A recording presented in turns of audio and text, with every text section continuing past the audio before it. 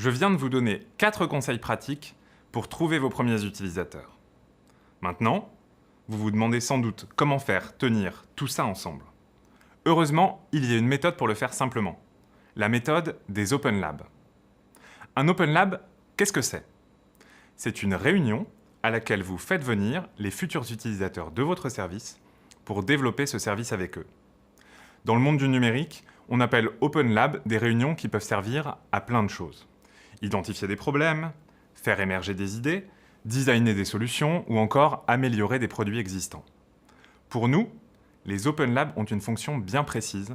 Ce sont les comités de pilotage des startups d'État, le lieu où on décide de ce qu'on va faire. Parce que c'est aux Open Labs qu'on rencontre les utilisateurs et que c'est à eux qu'on doit réellement rendre des comptes. Alors, comment organiser son premier Open Lab? En général, on se fixe comme objectif de l'organiser 1 mois après le lancement d'une startup d'État. Le lieu a peu d'importance. L'Open Lab peut se tenir dans un ministère comme dans une EMJC. Ça n'a pas d'impact sur le résultat. On fait venir le plus de monde possible, au moins 30 personnes, mais on a fait des Open Labs pour démarchesimplifiée.fr avec 250 personnes. Si on veut atteindre cet objectif, il faut faire du démarchage. Appeler des gens, leur expliquer pourquoi il est important qu'ils participent et les relancer jusqu'à être bien sûr qu'ils seront présents. Il faut faire attention à faire venir uniquement des utilisateurs potentiels et pas des gens qui viennent simplement pour exprimer leur point de vue. D'ailleurs, il vaut mieux préciser qu'il s'agit d'une journée de travail et qu'il n'y aura pas de tour de table où chacun pourra s'exprimer. Ensuite, l'Open Lab dure une demi-journée ou une journée entière. On commence généralement par expliquer le problème qu'on cherche à résoudre, puis on fait un premier atelier pour identifier les principaux besoins des personnes présentes, et un second pour imaginer des solutions à ces besoins. Pour les ateliers, faire des groupes de 5 à 10 personnes permet de créer une bonne dynamique d'échange.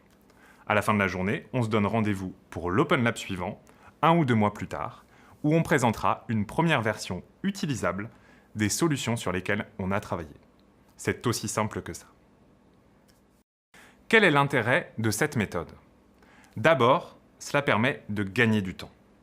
Au lieu de passer des semaines à courir aux 4 coins de la France pour discuter avec 50 personnes, vous faites venir tout le monde à un seul endroit, un seul jour. Et gagner du temps, c'est important quand vous devez faire la preuve de votre impact en 6 mois. Ensuite, cela permet de ratisser large. Il est tout à fait possible qu'il n'y ait qu'une personne sur 10, parmi celles qui paraissent intéressées, que vous arriviez à convaincre d'utiliser votre produit. En invitant 50 personnes, plutôt qu'en travaillant de près avec 5, vous avez beaucoup plus de chances de trouver rapidement vos premiers utilisateurs.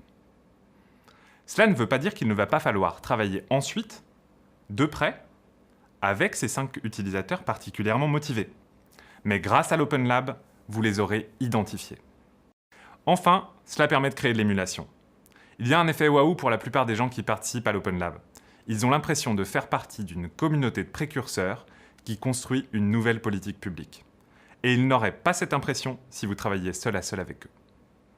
Sur démarchesimplifiée.fr, une chargée de mission d'une préfecture nous a dit un jour, en sortant d'un Open Lab, que c'était fantastique parce qu'on était en train d'écrire l'histoire de l'administration. Et le fait que les gens soient motivés est essentiel pour qu'ils utilisent votre produit. Parce qu'au démarrage, c'est plus à la promesse que vous leur aurez faite qu'au service que vous leur rendez qu'ils adhéreront. Après avoir regardé ces 4 vidéos, prenez votre fiche produit et rendez-vous en partie 2 pour remplir les questions correspondantes. Qui seront vos premiers utilisateurs? Comment allez-vous les convaincre? À vous de jouer!